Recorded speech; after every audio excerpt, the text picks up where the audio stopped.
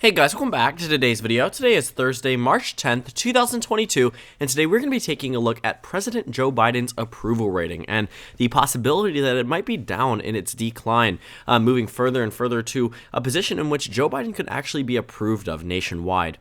Today we saw a bunch of new polls released, with some that showed Joe Biden at an extremely bad point and others that showed him at much better points. The overall average bringing down Joe Biden's numbers to negative 9.3%.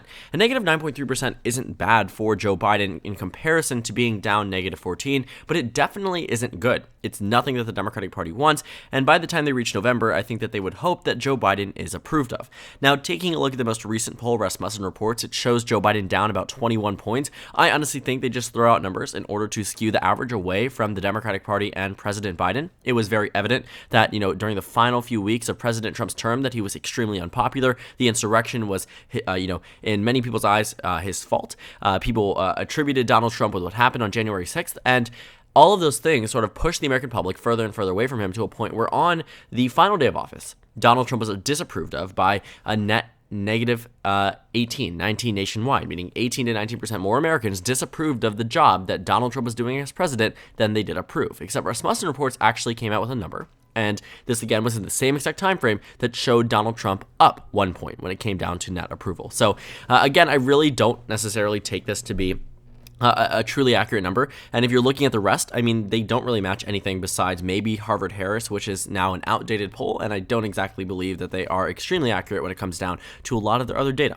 At the end of the day, the average is what we will roll with, and it is what the Real Clear Politics average is showing us of negative 9.3%. We also see it on FiveThirtyEight, which is negative 9.1%. So while Joe Biden is still in a rut, he's still in a negative position, we have to recognize that it actually has gotten better for Joe Biden, at least as the past few weeks have contributed to his approval rating. As you can see, the last time that Joe Biden saw a single-digit negative disapproval rating was before Christmas. I believe it was actually the day before, or maybe just a few days before. Let's see if we can find it here. It was, talking about the 22nd. And that was the last time that you actually saw, at least for a brief period of time, Joe Biden being disapproved of by no more than single digits. Looking at the number now, 9.3% is not necessarily something that shows a complete change in the trajectory, but it is a dip. It is a dip that is noticeable. You can see the dip goes from 55% disapproved to 52%. A 3% difference with an increase in the approve means that some voters are changing their minds, and we have to discuss about, this trend and what this might mean for the future of the Democratic Party. So looking at Joe Biden's handling of the coronavirus, I think this is an issue that Americans are beginning to lighten up on President Biden. You see, when the Omicron variant and other things sort of ravaged the nation, people were angry at Biden, as they were with Trump. When Biden first came into office, you saw very high numbers when it came down to approval, and that's what really kept him afloat. That's really what built up his approval rating. But then as you started to dip further and further, and as the Omicron variant started to surge, it became negative, and it became negative very consistently. Now, more recently, there are some numbers that show plus 11 for Biden here, plus 5. Some of them are bad, negative 12, negative 8, negative 4, but it's better from a previously very consistent number that always showed him in the negative. Now the average is just negative 2.1%. And I think a lot of that has to do with the fact that vaccinations are still high in the nation. You're still finding that a significant portion of the country is fully vaccinated. And when you take a look at the newly reported cases, what you're looking at here is that while there was a complete surge during the height of the Omicron variant spreading right after holiday season, people getting tested so often, it was just a constant decline until where we are now, where it's actually the lowest point it's been in about half a year now, which is really exciting for the country and really exciting when it comes down to COVID metrics, but it also shows that people are positively responding to things such as this in favor of Joe Biden and potentially in the future in favor of the Democratic Party. And as we continue to look at other things that are happening across the nation, one thing that we cannot ignore is the Ukraine-Russia crisis, the war. And a lot of these things, I think, are really just dependent on the outside players. So you're talking about the positions that Ukraine will take and Russia will take and their wartime efforts and what decisions they will make, and that will contribute to the response that President Biden gives them. But for right now, the American public doesn't seem to be super unhappy with many of the things that Biden is putting forth. While he may be disapproved of on the overall level, there are individual questions in many of these polls where they ask, do you approve of Joe Biden's sanctions? Do you approve of Joe Biden deciding to cut ties with Russia in this regard when it comes to gas? when it comes down to, pressuring other American companies to withdraw from Russia. And you find that the majority of Americans, and sometimes the overwhelming majority, really agree with that point. They really agree that that should be the action taken by the American public. Many people disagree with war intervention from the United States, meaning that they would not want troops on the ground. They would not want American soldiers going into battle. But for right now, it seems as if the American public seems to be positively responding to President Biden's specific actions on Ukraine. And that comes down to the job approval on foreign policy. Taking a look at the job approval rating on foreign policy, what you will find is that negative 18% is actually a bit better compared to where Joe Biden was before. When you take a look at many of these numbers, you will see that it wasn't too infrequent to see negative 20, negative 17, negative 13, negative 19, negative 18. And while negative 18 is still bad, it looks like in the more recent polls, the ones that have been taken more recently with the Ukrainian crisis taken into consideration, you're finding that the Economist YouGov poll shows negative 7. Political Morning Consult showing negative 11. And that's 2 weeks after the last poll before then from Harvard-Harris, which means that American voters absolutely can change their minds, and it looks like they did. I am intrigued to see what will happen as we continue further down this line, as we continue down this decision from President Biden to have these heavy sanctions on Russia to cripple their economy. And I think that will ultimately benefit Joe Biden to take action on something that the American public very clearly wants action on. While he may be able to do better in coronavirus and, potentially foreign policy, when it comes down to the issue of the economy, he isn't seeing much leeway.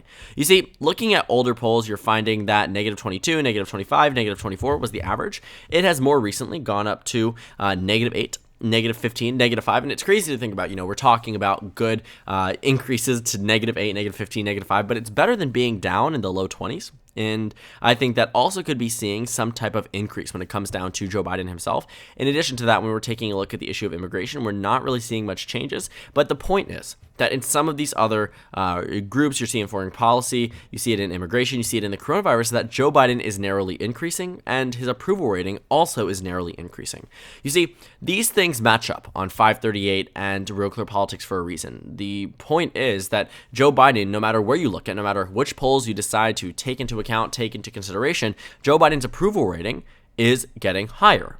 And while it isn't anything in the positive, it isn't where it was a year ago today, it definitely is a point to say that the Democratic Party could potentially rebound with Joe Biden's approval rating. As coronavirus cases become a distant, remembrance of the past, as mask mandates drop all across the nation officially, universities drop them. I mean, my school is dropping them on March 14th, right? And you're talking about extremely liberal, extremely leftist universities that are deciding to go forward with this. You're seeing New York City, you're seeing Boston, you're seeing all of these parts of the nation that are deciding to drop the mask mandate. And sooner or later, COVID will become something that it's just a way of the past, something that people no longer worry about if they're vaccinated, or potentially might not even worry about if they're unvaccinated, right? And all of that will benefit Joe Biden in the regard that there won't be some type of major COVID-19 surge. Remember that President Biden dipped in approval further because of his handling of the coronavirus when the Omicron variant came around. What you found was that numbers that were previously plus 40, plus 35, plus 20, 30, 15, 36, 20, 34, 17, 38, instantly became negative 7, negative 3, 3, negative 1, negative 2, plus 2, a tie, negative 2, plus 7, negative 13, negative 4. It was back and forth, but it was mainly just negatives, and it was overall a bad look for President Biden. And while it still remains in the negative, you're starting to see a very clear increase, and a lot of it does have to do with the drop mandates, with the changing in cases, with the decreased consistency of testing, all of these things that help Americans forget that we are still in the middle of a pandemic, at least globally speaking, which is kind of redundant because that's what pandemic means. But, I think a lot of this does help Biden in the regard that if people no longer have to worry about wearing masks, if people no longer have to worry about, going out in public, going to parties, going to gatherings, social distancing is no longer a thing, that helps Biden because it returns us to a sense of normalcy, right? And they will see that as Biden doing something good for the nation, so we can still proceed with normal functions despite having the coronavirus amidst our society. And I will also say that the Ukrainian crisis does indirectly help President Biden, at least from what I'm seeing so far in the foreign policy department. This gives him an opportunity to do things right on the international level. There are certainly those who will be disapproving of what Joe Biden does, no matter what he does it. But I think the average American citizen will see, Russia as this invasive force against Ukraine, an invasive force that they are expecting the United States, specifically President Biden, to push back upon. And when he does push back upon it, it makes him look good. I'm in no way trying to politicize the war or trying to trivialize it. I'm merely just analyzing what I think the American political results will be of what is currently happening in Europe.